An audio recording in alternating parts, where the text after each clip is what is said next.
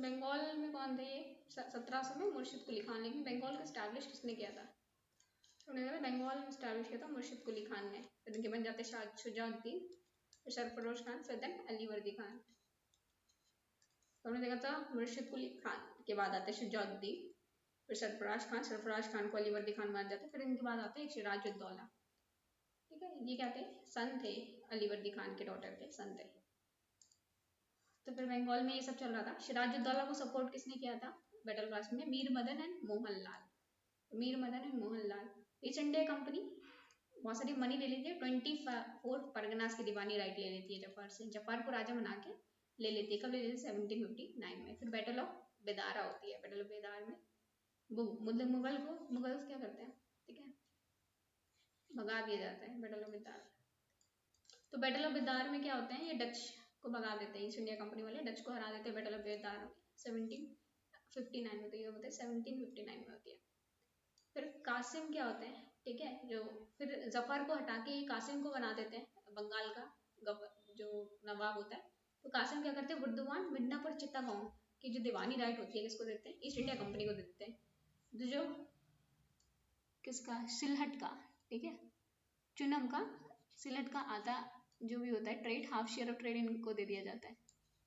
ठीक है, south India में ईस्ट इंडिया कंपनी वॉर लड़ी तो उसके लिए 5 लाख रुपए देता है। और जो भी एनिमी होगा, फ्रेंड होगा, म्यूचुअल कर देते हैं कि हमारी एनिमी हमारा एनिमी, तुम्हारा दोस्त तुम्हारा दोस्त।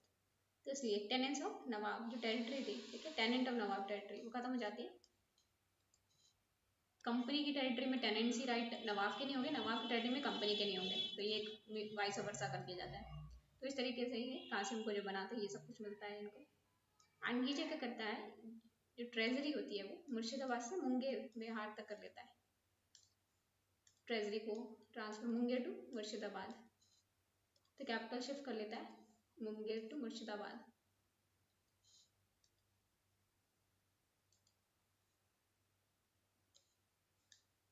तो प्लासी में कौन होता है? क्लाइव लड़ा होता है। बक्सर में कौन से? Hector Munro. तो बक्सर में कौन थे? Hector Munro.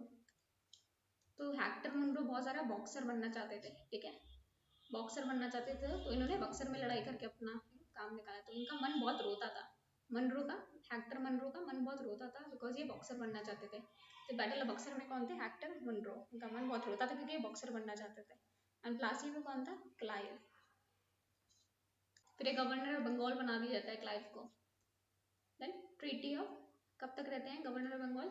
एक तो 1757 1760, फिर बैटल ऑफ बक्सर के बाद फिर 2 साल रहते हैं 1757 1767। तो यहाँ पे 3 साल 1757 60 तक रहते हैं बैटल ऑफ प्लासी के बाद। फिर बैटल ऑफ बक्सर के बाद 2 साल रहते हैं गवर्नर ऑफ बंगाल क्लाइव। फिर ट्रीटी ऑफ इलाहाबाद साइन करते हैं। तो एक तो शुजाउद्दौला एक जगह थे, शाह आलम 2। ठीक है, शुजाउद्दौला अवध के थे, उनको बिल्कुल सुझा दिया था बैटल ऑफ बक्सर में इन लोगों ने। तो अवध के शुजा को बिल्कुल सुझा दिया था शुजाउद्दौला, बिल्कुल सुझा हुआ दौला बन गए थे। फिर इलाहाबाद और कारा जो अवध के अंदर थे बोलते थे शाह आलम को दे दो, क्योंकि दिल्ली से हम शाह आलम जो दिल्ली के राजा जो भी मुगल के राजा उनको भगा देंगे। शाह आलम, इनका आलम ही बेकार था। ठीक है, 2 कौड़ी का, तभी है शाह आलम 2, उनका 2 कौड़ी का आलम था। तो फिर क्या होता है? 50 लाख दिए जाते हैं वॉर के लिए। फिर ये बलवंत सिंह जो बनारस थे, ठीक है, उनको बोलते हैं उनका स्टेट आप नहीं छीनोगे, क्योंकि बलवंत सिंह की लड़ाई हुई थी शुजाउद्दौला से। तो उन्होंने बलवंत सिंह की जगह नहीं छीनोगे, और ऊपर से अवध को बफर स्टेट बना दिया कि मराठा अटैक करेंगे तो अवध बीच में आएगा। फिर शाह आलम 2 को इलाहाबाद दे दिया जाता है। ठीक है, कंपनी प्रोटेक्शन में आप इलाहाबाद में रहोगे। फरमान की दीवानी राइट मिल जाती है कहाँ पे? बंगाल, बिहार, उड़ीसा, इतने बड़े राइट की दीवानी मिल जाती है। मतलब पूरा रेवेन्यू कलेक्शन का काम है, इतना सारा पैसा ये लूटेंगे। 53 लाख ये कंपनी देगी इनको। ठीक है, 53 लाख कंपनी को देने पड़ेंगे निजामत फंक्शन के लिए। 26 लाख मतलब बंगाल, बिहार, उड़ीसा की जो है 26 लाख जो भी आएगा इनको देंगे, बाकी ये 53 लाख इनसे लेंगे निजामत फंक्शन करने के लिए, मिलिट्री, डिफेंस, पुलिस जो भी है जस्टिस को करने के लिए। तो इस तरीके से ट्रीटी ऑफ इलाहाबाद की ट्रीटी की जो चीज़ें थी किसके बीच में? शुजाउद्दौला शाह आलम 2 के बीच में। ठीक है, तो बंगाल में क्या करते हैं सिस्टम? नवाब तो एक ऊपर बैठा होता है, जैसे जाफर आए फिर कासिम आए, तो जाफर एंड कासिम के नीचे थे नायब सूबेदार। रियल पावर इसी के पास थी। ईस्ट इंडिया कंपनी को डायरेक्टली रिपोर्ट करता था नायब सूबेदार। नवाब सिर्फ नाम का रह गया था after the battle of Plassey. फिर क्या होता है? दीवानी जो थी, ठीक है, दीवानी राइट की मतलब रेवेन्यू कलेक्शन की राइट, इसके लिए 2 डिप्टी नवाब बिठाए जाते हैं। ठीक है, एक थे मोहम्मद रेजा खान बंगाल में एंड बिहार में एक तो राजा सिताब रॉय। ये 2 डिप्टी नवाब बिठाए थे। निजामत फंक्शन किसको दे दिया? डिप्टी सूबेदार को। तो दीवानी फंक्शन डिप्टी नवाब को, निजामत फंक्शन डिप्टी सूबेदार को। फिर जो डुअल सिस्टम चल रहा होता है कि नवाब और उसके नीचे डिप्टी नवाब बिठाएंगे, ठीक है, इसको खत्म कर देता है कि डुअल सिस्टम सही से काम नहीं करता है। वैरेन हेस्टन आके 1772 में ये डुअल सिस्टम खत्म कर देता है, बोलते ये सब नहीं चलेगा। फिर बैटल ऑफ टालीकोटा किसके बीच में होती है? विजयनगरा से 5065 में होती है, ठीक है। फिर इसके बाद क्या होता है? विजयनगरा खत्म हो जाता है, इसके बाद इन्हीं के जो ऑफशूट बनते हैं वोडियार एंड मैसूर डायनेस्टी। तो विजयनगरा के बाद ही ये वोडियार जो डायनेस्टी होती है, विजयनगरा की ही बाद की डायनेस्टी होती है, ठीक है। जब विजयनगरा बहुत बड़ा एम्पायर था, हिंदू किंगडम का लास्ट हिंदू किंगडम, बड़ा सा हिंदू किंगडम था, तो सब लोग ने बहुत सारी ताली कोटी, ठीक है, बहुत सारी ताली बजाई जब ये विजयनगरा का, तो इसलिए बोलते हैं बैटल ऑफ तालीकोटा। सो हैदर अली बनते हैं ये, वोडियार डायनेस्टी के राजा को हटा के खुद रूलर बन जाते हैं हैदर अली, यानी 1761 में रूलर बन जाता है, डी फैक्टो रूलर। इनसे ज्यादा कोई स्ट्रॉन्ग नहीं होता तो ये रूलर बन जाते हैं कहाँ? मैसूर में। तो वहाँ पे क्या था? वोडियार राजा थे, तो इनका नाम था कृष्णा राजा वोडियार। वोडियार डायनेस्टी थी विजयनगरा के एम्पायर के बाद। तो कृष्णा राजा वोडियार, इनके नीचे दो इंसान थे, एक थे नंजराज, एक देवराज। तो नंजराज ये थे सर्वाधिकारी, और ये देवराज थे ये, ठीक है, दुर्वी थे, ये दोनों थे। तो क्या होता है? तो ये इनको मार देते हैं, नंदराज देवराज को, खुद बन जाते हैं, मैसूर पे कब्जा कर लेते हैं, मैसूर को रूल करने लगते हैं। ये दिंदुगल में फैक्ट्री भी स्टैब्लिश करते हैं, आम फैक्ट्री की, हम यहाँ पे फैक्ट्री बनाएंगे तमिलनाडु में, दिंदुगल में फैक्ट्री बनाते हैं। फिर माधव राव हैदर अली को 3 बार हराते हैं। माधव राव जो मराठास होते हैं ना, हैदर अली को 3 बार हराते हैं, 1764, 1761 एंड 1771 में। बहुत बुरी हालत कर रखी थी माधव राव ने इनकी, हैदर अली की। तो Anglo Mysore war, 4 Anglo Mysore war होते हैं। पहला क्या होता है? क्योंकि ये क्या होता है, नदर सरकार वाले area east India company Hyderabad के निजाम से ले लेता है, ठीक है। हैदराबाद को भी बड़ी गुस्सा आती है, लेकिन देना पड़ता है, क्या करें। तो हैदराबाद बोलते हैं कि हम आपको हैदर अली से बचाएंगे, आप मुझे हमें ये दे दो, ये वाला एरिया नदन सरकार का देना पड़ता है, ठीक है। हैदर अली का डिस्प्यूट था मराठा एंड यहाँ पे मराठास के साथ भी, हैदराबाद के साथ भी, ऊपर से ये आरकोट था यहाँ के साथ भी, किसका? मैसूर, यहाँ पे मैसूर था, इनका क्या रहता था? डिस्प्यूट रहता था। तो क्या होता है, पहले जब पहला वॉर होता है तो हैदर अली क्या करता है, मराठा एंड हैदराबाद के साथ मिलके, ठीक है, बोलता है कि हम आपसे लड़ेंगे, डिप्लोमेसी करता है कि आप न्यूट्रल रहो, हमें लड़ाई करने दो, इंग्लिश है, आप बताओ, ठीक है। एंड हैदराबाद भी गुस्सा होता है कि नदन सरकार ले ली हमसे। तो क्या होता है, तो ये इसमें पहले में क्या होता है, यहाँ पे ट्रीटी ऑफ मद्रास साइन होती है, ठीक है, ओके। तो इसमें क्या होता है, ये लोग लड़ाई कर रहे होते हैं, तभी एकदम अचानक जाके हैदर अली क्या कहता है, मद्रास पे अटैक कर देता है, और इनको बहुत ही ह्यूमिलिएटेड ट्रीटी साइन करनी पड़ती है, ट्रीटी ऑफ मद्रास 1769 में।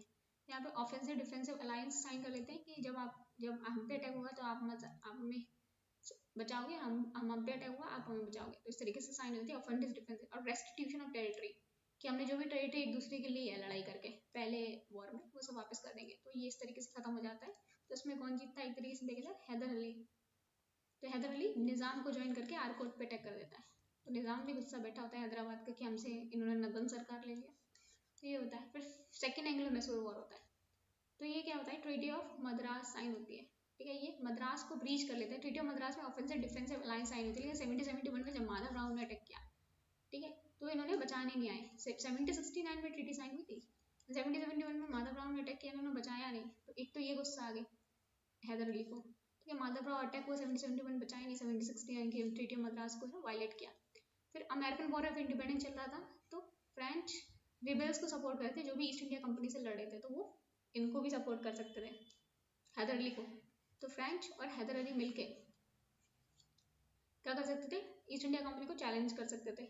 ईस्ट इंडिया कंपनी ने एक और काम कर दिया, माहे को कैप्चर कर लिया, क्योंकि माहे किसके अंडर था, फ्रेंच के अंदर, और वो हैदर अली के अंदर आता था, हैदर अली की प्रोटेक्शन थी। तो हैदर अली बोले ये तो हमारी टेरिटरी को कैप्चर कर लो, तो इसलिए हैदर अली, मराठा, निजाम तीनों मिलके ईस्ट इंडिया कंपनी से लड़ते हैं। लेकिन सैयर अय्यर कूटे, ठीक है, कूट के मराठा निजाम से बोलते हैं हटो यहाँ से, ठीक है, अय्यर कूटे अपनी डिप्लोमेसी से हटा देते हैं मराठा निजाम को। हैदर अकेले लड़ता है एंड मर जाता है 1782 में। फिर यहाँ पे साइन होती है ट्रीटी ऑफ मैंगलोर 1784 में। तो मैंगलोर तक चल के आते हैं, मतलब यहाँ पे भी पड़ला किसका भारी होता है, 2 वॉर में। पहले पड़ला किसका भारी होता है, मैसूर का, ठीक है। पहले ट्रीटी ऑफ मद्रास में भी, ट्रीटी ऑफ मैंगलोर में भी, दोनों में 1784 में साइन होती है ट्रीटी ऑफ मैंगलोर। ये मर जाता है हैदर अली, टीपू लड़ता है हैदर अली के बाद 1784 तक। फिर थर्ड एंग्लो मैसूर वॉर क्या होता है, डिस्प्यूट होता है ट्रावेनकोर के राजा में, ठीक है। यहाँ पे टीपू एंड ट्रावेनकोर का यहाँ पे राजा था, टीपू का यहाँ था, तो ट्रावनकोर के टेरिटरी का डिस्प्यूट होता है। तो यहाँ पे क्या होता है, टीपू कॉर्नवालिस को डिफीट कर देता है। तो ट्रीटी ऑफ सेरिंगपट्टनम साइन होती है। यहाँ पे क्या होता है, यहाँ पे कॉर्नवालिस टीपू को डिफीट कर देता है, बहुत बुरी तरह हार होता है टीपू। तो जो बरमल, डिंडुगल, मालाबार, ये पूरी ईस्ट इंडिया कंपनी लेती है। बड़ा महल, डिंडुगल, मालाबार वाले एरिया ईस्ट इंडिया कंपनी ले लेती है। 3 करोड़ रुपए लेती है मैसूर से। आधा जो एरिया होता है वो चला जाता है मैसूर का। तो बहुत बहुत वीक कर देते थर्ड एंग्लो मैसूर वॉर में। फिर हमारा होता है फोर्थ एंग्लो मैसूर वॉर। यहाँ पे वोडियार रूलर जो होता है वो मर जाता है, तो वो अपने आप को सुल्तान डिक्लेयर कर देता है। फोर्थ एंग्लो मैसूर वॉर में कौन मर जाता है, टीपू मर जाता है। फिर वोडियार, ठीक है, राजा बन जाते हैं। तो अक्षर, हाँ, तो अभी क्या होता है, वोडियार मर जाता है, अपने आप को सुल्तान डिक्लेयर कर देता है। पहले तो वोडियार के अंदर थोड़ा बहुत रहते थे टीपू, हैदर अली, लेकिन अब पूरी तरीके से अपने आप को सुल्तान डिक्लेयर कर देता है। लेकिन सर जॉन शोर आते हैं, बोलते हैं ये शोर जो हमारा मद्रास, जो मैसूर वाला शोर है वो हमारा ही रहेगा, ठीक है। तो ये मैसूर वाला शोर चाहते थे, शोर मतलब किनारा। तो सन जॉन शोर आते हैं, ठीक है, एंड वेलेस्ली आते हैं 1798 में, बोलते हैं सब्सिडी अलायंस साइन कर लो, वो नहीं करते, ठीक है। सर जॉन शोर तो रहते हैं ना 1793 के बाद गवर्नर, उसके बाद में वेलेस्ली सब्सिडी अलायंस साइन करने से मना कर देते हैं टीपू सुल्तान। फिर क्या करते हैं, टीपू सुल्तान को मार देते हैं। तो ये फॉल ऑफ सेरिंगपट्टनम मार देते हैं टीपू सुल्तान को। तो कौन होते हैं यहाँ पे, जनरल स्टुअर्ट एंड जी हैंनरी। इनको बड़ी हरी थी, ठीक है, चूहे की तरह, स्टुअर्ट जो चूहा होता है उसकी तरह आ जाते हैं। एंड यहाँ पे कौन था, अर्थर वेलेस्ली भी इसमें पार्टिसिपेट करता है। वेलेस्ली का भाई होता है अर्थर वेलेस्ली, भी इसमें पार्टिसिपेट करता है। मार देते हैं लोग टीपू सुल्तान को।